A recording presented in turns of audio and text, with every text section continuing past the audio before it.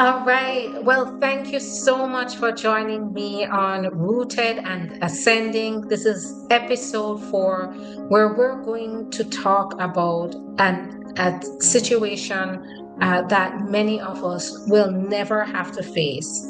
And this is why this is so inspiring because the person that I'm going to talk to today went from a situation that was harrowing. It was filled with violence, abuse, and exploitation. But yet, despite this that she faced, she overcame all of that to still fight for herself, her own survival, the survival and well being of her daughters. And she was able to bring them all together in the United States where they could maintain their safety. I am a U.S. immigration attorney at ST Law Office. That's the law office that I manage. And one of my great purposes and my mission at the law firm is to assist as many immigrants to be able to stay legal in the United States. One of the areas we focus on is to provide representation, support to victims of trafficking. And this inspiring previous client that I'm going to talk to, is one of my clients that went through such a situation. But we were able to watch our client go from a situation of distress to a thriving circumstance, a situation where she was able to get her children here, provide for them, and provide a safe, stable environment.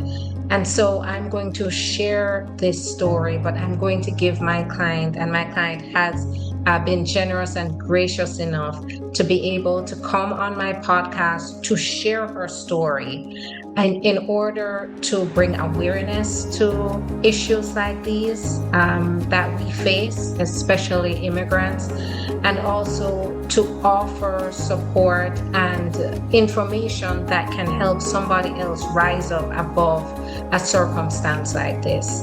So I am not going to, just for privacy purposes, protection of my client, my previous client, I am not going to disclose any names. However, this will be spoken in the voice and the and from the perspective of my client who was a victim of trafficking. Thank you so much for joining this podcast. Thank you too. So I want to be able to just tell your story from the start, and then we can go. I want to ask you questions about how you survived this situation and where you and your children are right now. But I want to start with that. Right now, I know that you're the mother of two vivacious daughters. Can you tell me how old are they? Okay, the first one of my daughter is she's 13 and the second is 11. 11. And they had originally lived in the United States. They were separated from you for a number of years, right? Yes, And they how was. many years did you stay separated from your daughters? 3 years. And how what was that feeling like being separated from your daughter? Wow. Wow, it wasn't a good feelings because you know that you were bond with your children, your children, and to know that you are on the other side of the world and they're on the other side, and you are not sure if everything is going right with them, even though you can see them through phone calls, video chat, but still you're not sure when you come on and ask them, how are you doing? If they are telling you the truth, if they're telling anything that they can't speak about, Mhm. and seeing them and you can't touch them, can't do the things that you want to do with them. It was something very, very hard for me as a mom. And I never like to know that sometimes when they are sick, they are not being taken to the doctor urgently, in the sense that I am not there. And sometimes after pleading and begging persons to say, can you take my children to the doctor for me because I'm not there and all of that. So it's a feeling that not I don't think no mom would want to feel, Mm. knowing that you can't reach to them in time when you want to. So it Mm. wasn't a good feeling. As a mother myself, I can definitely understand what you're saying. But the story didn't start with the separation. And in a way, it seemed like it was a part of the journey you had to be on to seek safety for you and your children. So let's go back to the beginning to talk about where you're from, as and how did you become separated? How did your daughters end up in Jamaica and you end up in the United States? Okay, from the beginning, I came to the United States. My father was sick. I got the news that my father was sick and he was going to die. So my family over here in the United States sent me the invitation to come over so that I could join them in the bereavement of my dad. And so that's the way I get to the United States. And I tried to get my children with me at the time, but they said no, I must go and then after. So I have to separate from them at that time to come to celebrate the death of my father. Mm. So while I was here, I came never to stay or anything like that. And I had a family member of mine said, when you came, you cannot just came and don't try to get something to do before go back home. Cause you have the kids them, and life was hard at Jamaica with you. So I we're gonna I'm gonna help you to get a little work so that you can be able to save up some money to go home back. So when I came now and she placed me into a facility to work, and I was there working. Whatever I was paid was a little bit, but because I know that I wasn't supposed to be working because I come on vacation. So Mm. whatever I was getting, I took it. But then time was running out now, and I said, okay, I'm gonna go back home because I know I have my kids back in Jamaica, so they're gonna need me. So I said to myself, then I'm gonna go back home. But the person that I was working with, she came to me and she asked me if I really want to go home back, and if I decided not to go home back, how she could help me to get me stay in the country. And she showed me all the things that anyone, any human being would want to hear and would Mm. love to have. And when Mm. she proposed all those things to me, I said, wow, it looks so beautiful. It looks nice. And I was thinking, I said, give me some time to let me think about it and tell you if I want it or if I want to go back home. And I put the things to my sister because I think when she was telling, yes, at the time when she was telling me about all those nice, beautiful stuff that I could get if I stayed, my Mm. sister was present.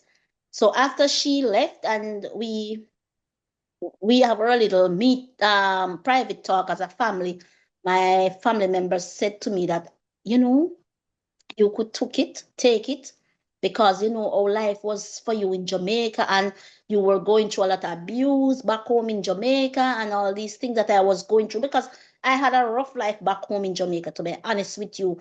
And to come here and to know that somebody is offering me something that looks good that I would love to have. Anybody would love to Mm. have that.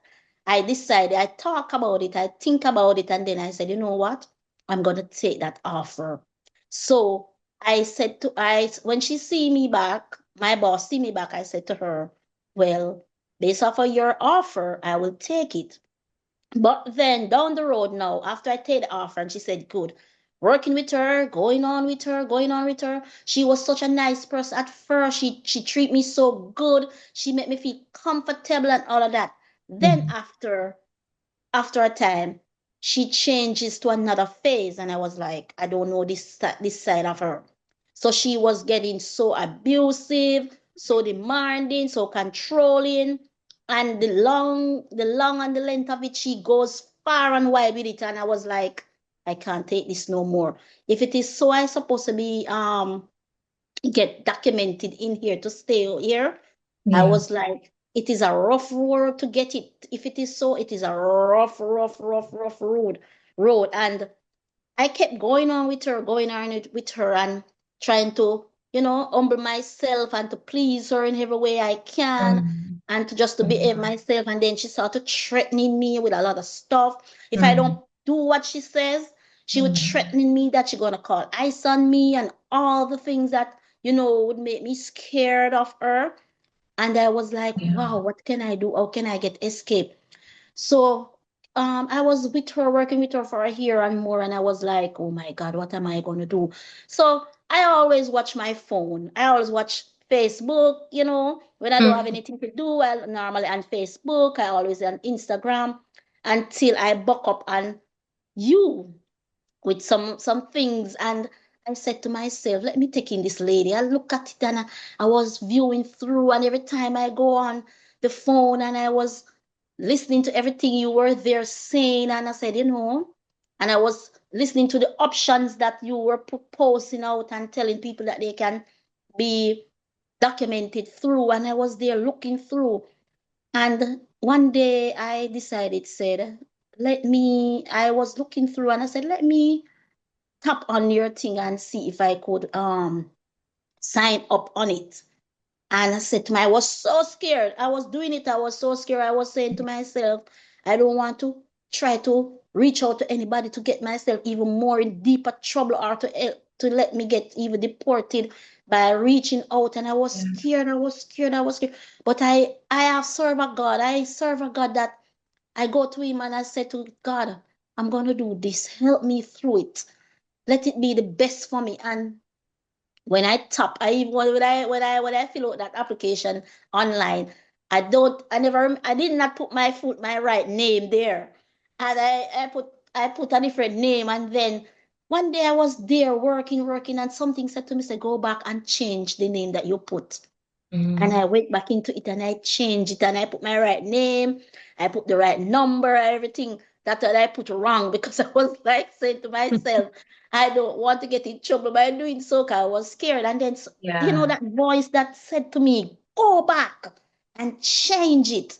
And I went Mm, back and I changed it. And then I got a phone call from one of your team workers, and I talk to them and they tell me how to get to pay the fee, mm, and I go through all the steps what he says, and I felt confident but yet still scared. Yes, a little mm, scared. And I said to myself, I'm gonna push through this. I'm gonna try no matter what. Even if I don't find anything that suit me when I talk to you, I will still try. And I remember when I went and I bought a little vanilla card to put the money on the thing to pay for the fee. And mm, I got the appointment date. And when I got the appointment date with you, I was still scared, but I said, I'm going to build up my confidence. And I said, let me get on my thought and get all the things that I know I was going through. I said, I don't want to leave nothing out. All yeah. the bad Yeah. breaks, all the everything. Mm-hmm. And I Mm, gathered them up. And I remember when you come on the phone with me and I saw you, I was a little bit scared. But when I talk to you and I tell you my story and I pour out my heart to you, and I remember when you said I'm eligible for the T status, I was like, really? And I said, look, I know I would have disappointed myself by not going the full course with you. And I remember when you tell me and you show me all the steps that I have to take and all the things that I have to get done. And when we started and everything, I was yeah. like, God, you're so good. I was saying to myself, God, you know the struggle that I have been facing in this country, and you know what I have been through back home. Yeah. And this is an open door for me to be documented in this country, that nobody can continue to And do take this. disadvantage of me Mm-hmm. being Mm-hmm. not undocumented, or to make me feel scared, or let me feel like I am a nobody. And Yes. I remember when you and I started that journey together, and I was like, it was a dream come through. And I was like to myself, God, you are so good. You are so, so, so good, because it started on a good terms and it ended out bad, but God turned it around to let Right. me That's use right. those stones that they throw at me, to use it as my ladder That's to right. climb up to where I am today. Isn't that something that you face such abuse, but then you could turn around and use the fact that they did that to you to be able to get the relief that you needed. Because so when they Exactly. thought they were taking power away from you, you understood your rights and you understood then that you're not taking my power, you're empowering me. Exactly. That's what it is. That Mm, what it is. She was, God set her to, God put her there to do what she was doing, for me to mm, use it to empower myself. And I wow. really thank her for that, because if it wasn't for that, maybe I have to find another way out, or I have to just go back home. Yeah, yeah. And the thing about it is that going home wasn't an option for No, it you wasn't. because you had, when you left, I know you left because of your father, but it almost seems like it was in God's plan to Yes, put it that way because your dad passed away and that was your opportunity to yes, escape that situation. But I know you mentioned that your daughters couldn't go with you. You had applied for your daughters to be able to go with you because of course, you didn't want to be separated from them. so But yes. So I go yeah, when ahead. you were in the US, though, and you started to work, going back to Jamaica wasn't an option. Can you tell me why it wasn't an option at that Yes, time? yes, I could tell you why it wasn't an option. So I wanted was to go back home, as I said, because the children was there. Yeah. But then I was looking into it and said, it wasn't an option, because I was going through a lot back there. Mhm. One, I had some problem with my in-laws, and two, I have witnessed something that I was caught up into coming from work one day, and it was something that I was threatened by it to keep my mouth shut, not to Mhm. say anything. And then Mhm. with my in-laws, my children were abused by a uncle, Mhm. and I wanted was to report it. But because of the uncle, I had a family, as a son that was in the gang war, and it would be a problem if I reported him to for him to go to prison and to pay the penalty for what he was doing. Mhm.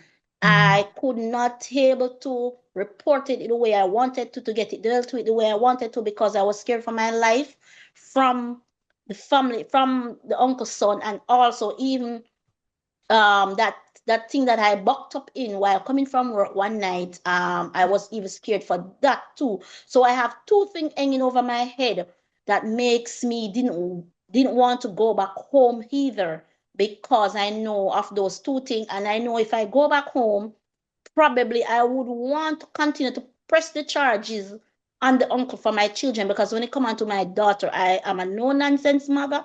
I don't Mhm. stand for foolishness, but because I rather to be ushed up and to be alive for them, to be Yeah, alive for right. them, more than to try to be that person to push things, and then I lost my life.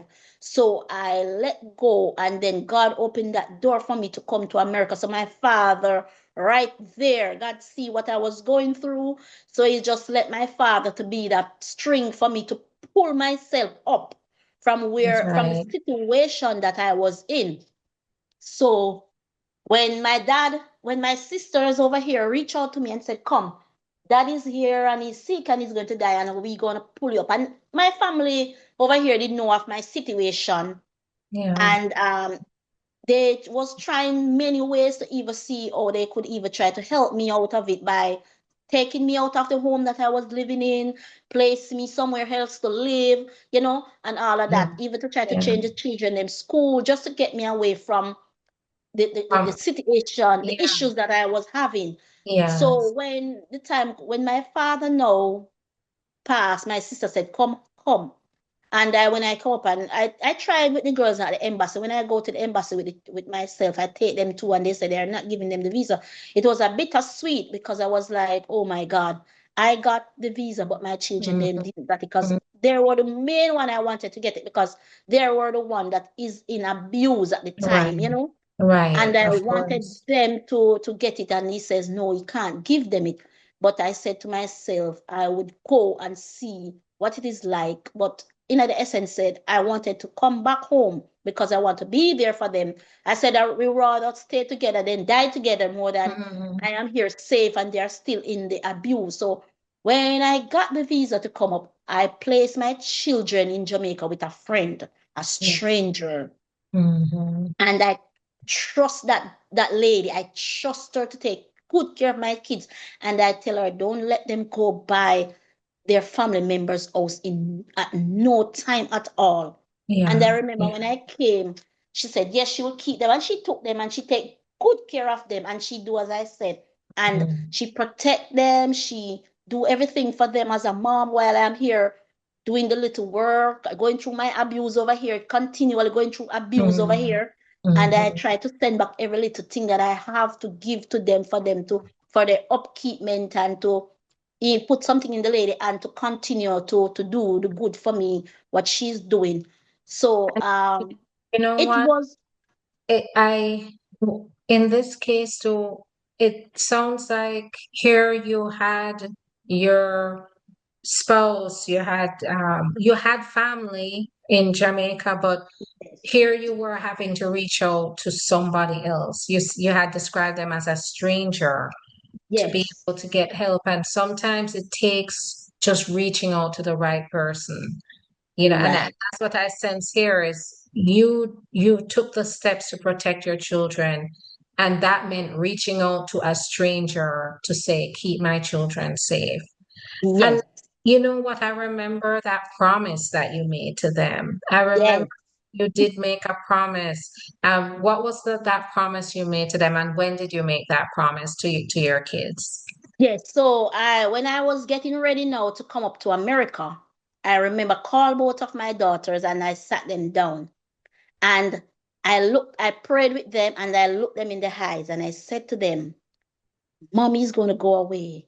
I have only one corn. I said to them, I have one corn and I'm going to sow it like sow that corn.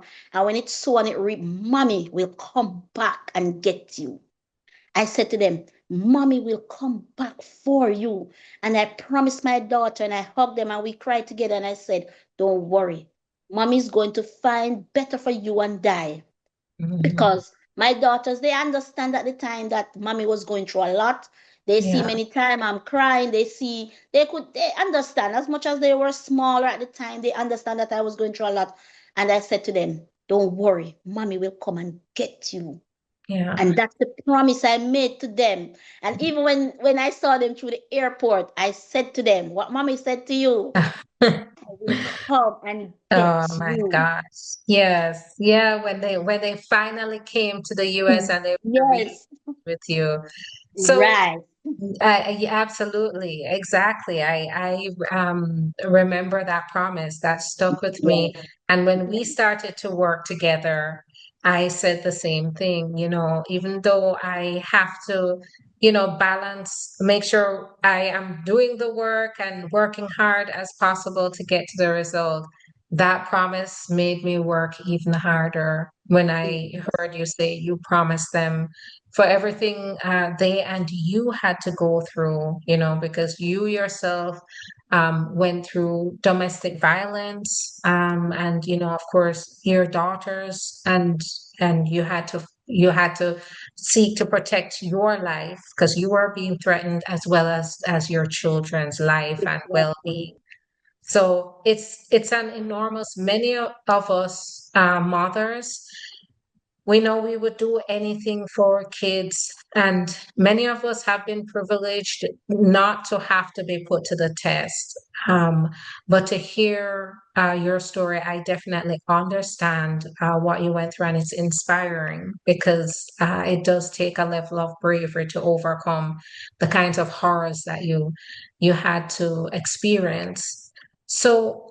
When you got here, what was it? I know you said you were fearful going through the abuse now in the United States. Here you are facing basically being trafficked in the United States. What was that thing? I know you said you had fear and you saw a video of me talking about bringing awareness to this. What was it in that moment that made you at least, I know you still go forward with the fear, but what made you say, no, I need to do it now? Okay. All right. When I was there working and going through all of the abuse, and I look at myself and I said, time is going. And I said, I promised my children that I'm going to come back for them. And I said to myself, I'm here going through abuse. I run away, leave abuse, and I have to come run into more abuse. And I was like, this is it. There must be a way for me to get out of these abuse. I said, lightning cannot strike twice, same twice. Mm, In mm, Jamaica, and now it's a new country. I'm going through the same thing. I said, something must be wrong. I said, I have to find a way out. And then when I saw you talking, and I remember the promise too that I promised my children, and I said, let me try this because I know my children missing me. I miss them, and I am here going through abuse and to leave to go home back from here the same as I came, and I don't like I wouldn't achieve nothing out of yeah, nothing.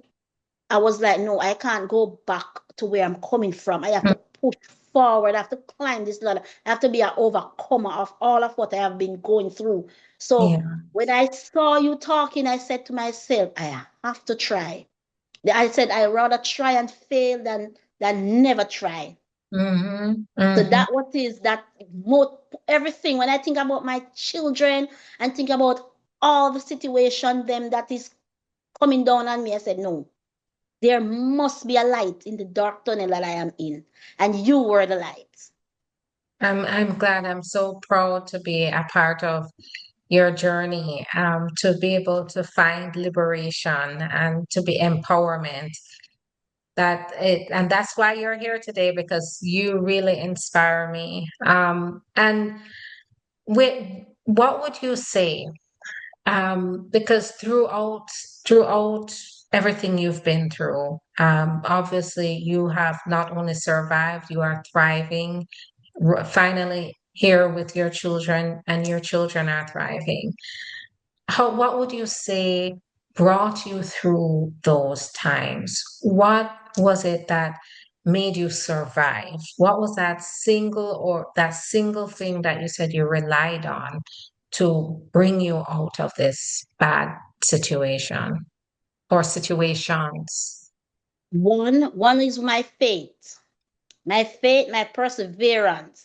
Hmm, Because if it wasn't the faith that I have in me or for God Himself, probably I would have given up and said, I'm not gonna continue. But because the faith and the braveness of me, and I hmm, said to myself, I will go the full length because I remember he said he'll never leave you nor forsake you. And I said hmm. to myself, if you brought me this far, I know you're not going to leave me. So I kept going. I keep going. Sometimes things throw me down. I get discouraged at times. And sometimes I feel like I just want to throw in the towel. And I said, no, I can't. I can't come so far to give up. So my faith that I have in me. That is the thing that kept me going. And that's right. That's right.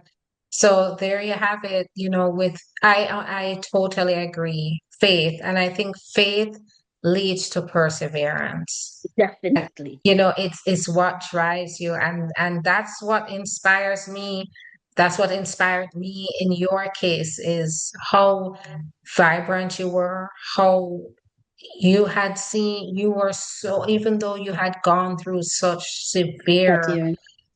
situations, you still had such a positive attitude and approach and kindness.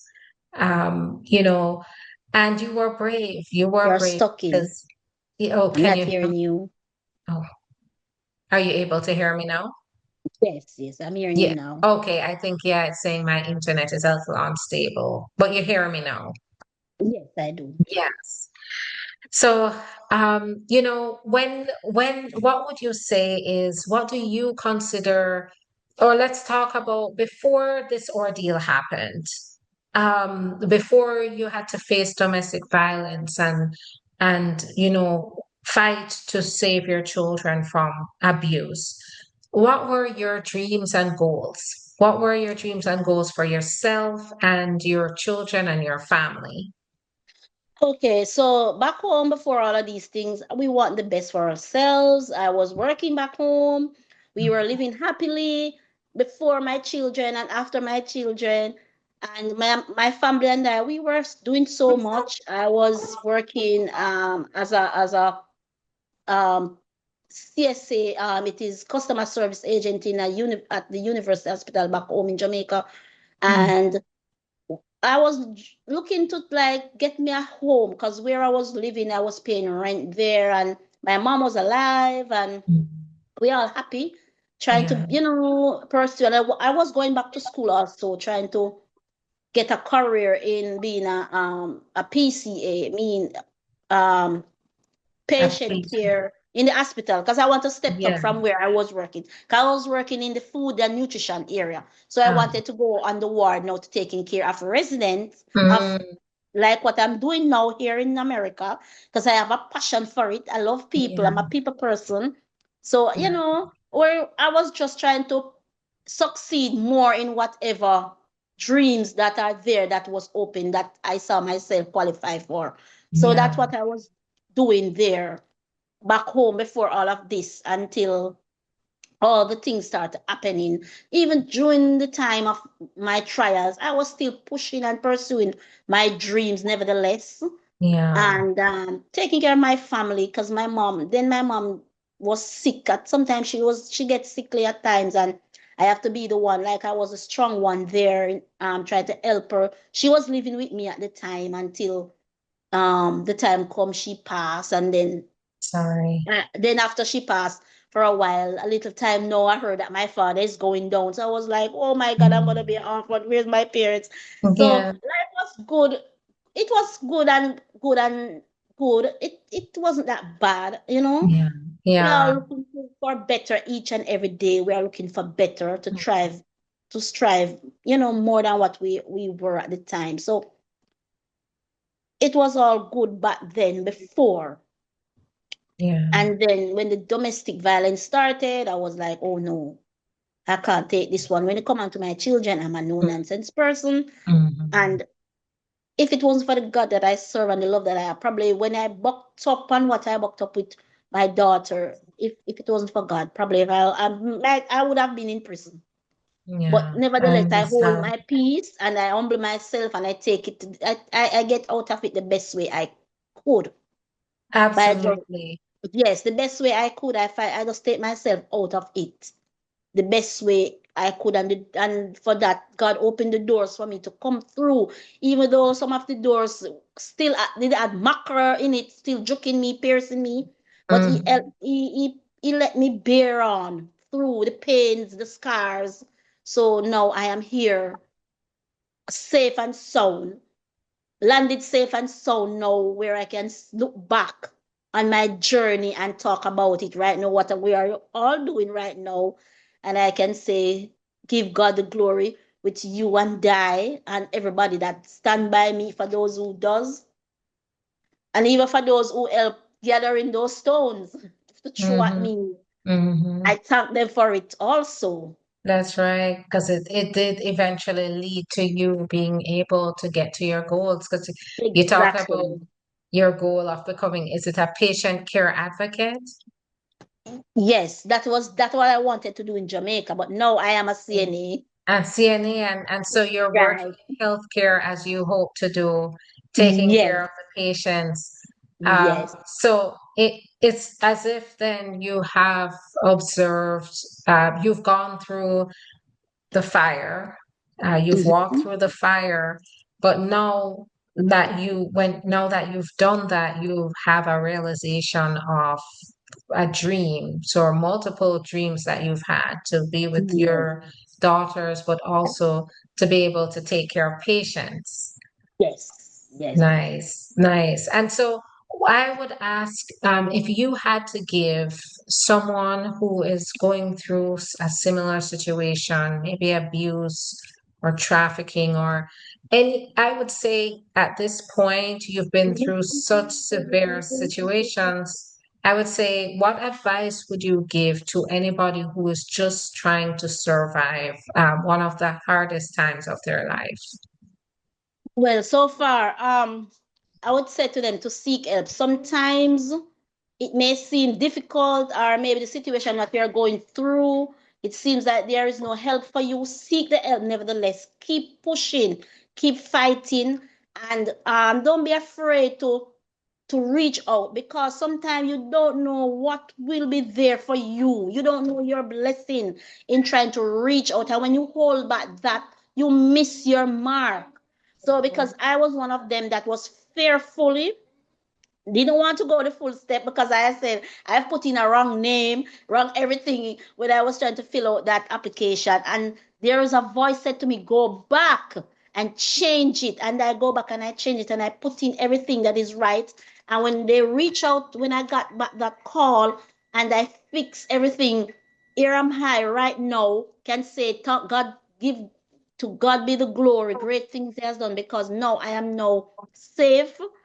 I Yeah. landed safe, and I am so proud of myself to know that I continue and I push and I press, and here am I. So, nevertheless, sometimes, yes, sometimes we're fearful because maybe all the way we entered, or even the person, oh, they are whatever situation you're in, what you're going through, it is hard. And if you step out, what the threats are over your life, nevertheless, push, fight Yeah. it, and go through, so that you can be able to see what blessings is there for you, that you Mhm. don't miss your blessing, so you can achieve whatever what is there for you. That's right. That's right. And what is your idea of success right now? My idea of success is that I was here undocumented, my children was back in Jamaica, and I left them with stranger, as I said. And to see me come here, being documented, get my children, and now we are living together as a happy family. Mhm. And the job that I dreamed of having, not only the job, but where I wanted to be, like to be a CNA from I was back home. Here am I, successfully a CNA right now, working in the field that I love. My Mm, children is right beside me. They are happy. I can able to provide good for them, and to see the smile on their face, having their mommy right where they are, where I'm at, not seeing them on the phone on the other side. We are right here, yeah, right here with them. So this is my success, and to know that I can able to work here without any harassment, anybody that's right. intimidating me, and to know that I am legally in this country, not after hiding myself away, even when Mr. or President put out his threats about undocumented person. I'm here, I can say I can be proud of myself knowing that I don't have to fear that. So Yes, this is my success, absolutely. to know that I don't have to fear of being deported anymore, because I know I take the right step, Yeah, and yeah, I'm here safely, can work and to live. So that's this right. is That's success right. for me. This is more than even 1,000 success, to know that I'm here, to all of what I've been through and gone through, but I've made it. That's right. I have made it. And you So made this it is, through and I've faith, made it through perseverance. So I've through been taking perseverance, notes, and you said faith, faith, perseverance, and asking for mhm, help. And and that's what asking for help. That's right. That's what I've seen throughout your journey. That you've followed those principles. Even when you were Right. fearful, you Yes, followed those I was principles. so fearful. I Yeah, was. Yes, If I fear alone understand. could take me out, I would have been dead gone. I would say they were unalive. They were unalive. Mhm, If it was for mhm. fear alone, I was just wow. But then I remembered that I serve a God. That's I right. put my trust in Him, and I believe in Him, and I use Him, and I use my strength that I have in me, and I push forward Hmm. because I And know when I you got pray and I all ask, the rewards. yes, That's yes, right.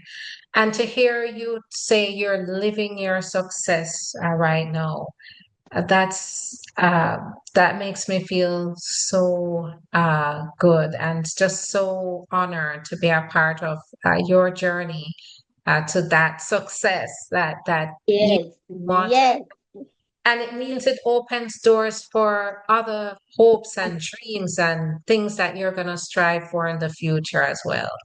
yes. That's right. And how are your daughters? How are they adjusting to life with you? And how have you seen them change from being separated to how they're thriving now with you? So far they're happy. I know that they were my bigger daughter with my bigger daughter when she was back in Jamaica, she was going through a lot of stress. The teacher used to saw her like talking to herself, stay, Mm, separate herself from the crowd. And she yeah, was and she was like all by herself. And now she's here, she's happy, she's cheerful, she's successful in her grades, and they're all happy and I nice hear. and wow, I don't even know how to describe it. They I hear. see life more beautiful now. That's right. It's well worth it. And not necessarily what happened to you, it should never have happened to you, but the fact that you strove to get to safety, Right. your efforts was all worth it, and as you Yes. said before, you sat down and you were in this state of reflection on it, and you said if you left it would just be for nothing. You would go back, you'd have to go back to the abuse, the risk that your daughters face, and so you realize that you had to continue fighting, and now Exactly. yes, it was well Right. worth it. Yes, it was. Because I That's was right. look sometimes I feel like I want to just go back. Yeah. Sometimes the pressure that I feel like I would Mhm. just pack up and go back. And I Mhm. was like, going back to what? Right. When I Right. listen, when I said to myself, go back to what? If God take me Mhm. so far, even whatever I'm going through right here, why should I go back? Maybe it can be worse going back. I Mhm. don't think it would be better because I know I will go back we Jamaican would say with revenge, because Mhm. I would say I am here. I go through this and I try to keep my cool, and you know and suppose it continues when I go back, and I couldn't put up with it no more. I would have said to live or to die. I would have to choose between if I go back. Wow. So Yes, when I exactly. stayed, I stayed. If I stayed, at least I would have my sanity. I would Mm. have my peace of mind. I would have. I mean, my mental health would be healed. Whatever I'm going Yes. through, I can stay here and to heal from everything that I have been going through back home. That's right. And that's exactly what happened, right? You're able to stay here. You were able to recover and also able to be able to get your status here in the US to Yes, be to continue to for safety for reasons. safety. Yes, Yeah. Well, I want to thank you for your time today. Thank you for your bravery. Thank you for telling us your story and giving us advice. And this is the kind of advice that we all should listen to and we all can use, even in our everyday lives or everyday obstacles. Not necessarily even in the worst part of our lives, but we practice this every day, we can everything. overcome anything. Any obstacles. That's And right. one of the good thing about it too, listen, it is a trust in God, because some of us we lean on our own understanding and we don't put God in everything. But that man up above, he is everything. And sometimes we ignore him. Sometimes we don't even believe in him the way we should. And he can Mhm. take us through everything that we are going through. He's the problem solver. That's So we right. have to believe in him and have faith. Yes, Mhm. There's and have nothing faith. faith. It's nothing. If you don't walk into something believing, it's not gonna happen. Yes, I know that Yeah. everybody's not Christian or everybody don't Mhm. maybe see him as their God, but I mean there must be something that can push you, Yeah. something, whatever you believe in. That's so Because true. That's yes, true. yes, so we have to hang on to it Yeah. That and there has to trust it be. that it will work for us. That's right. There must be some guiding principle. Yes, Yes, yes. absolutely. Well, thank you so much again for joining, and thank you to those of you who have listened. I hope this has been helpful to you. And is there anything else that you would like to leave with our listeners today? Um, the thing that I want to leave with you guys, Miss Sherifa Turf is a person that she's on the internet. You see her on Facebook, you see her on TikTok, you see her on Instagram, wherever you see her.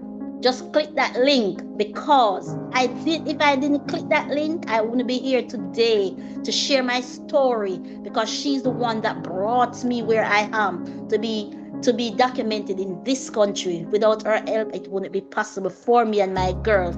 So we are saying to you, click the link. Oh, thank you for that.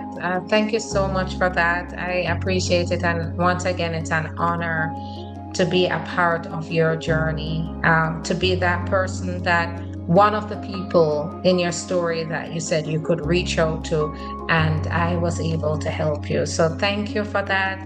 And once again, make sure you took notes because this is valuable stuff. It's invaluable. Make sure you take notes and like this podcast, leave your reviews. Please give us a 5-star review if this was helpful to you, because that's how people are going to hear this information that's going to empower them in their everyday journey. Thank you so much. Thank you.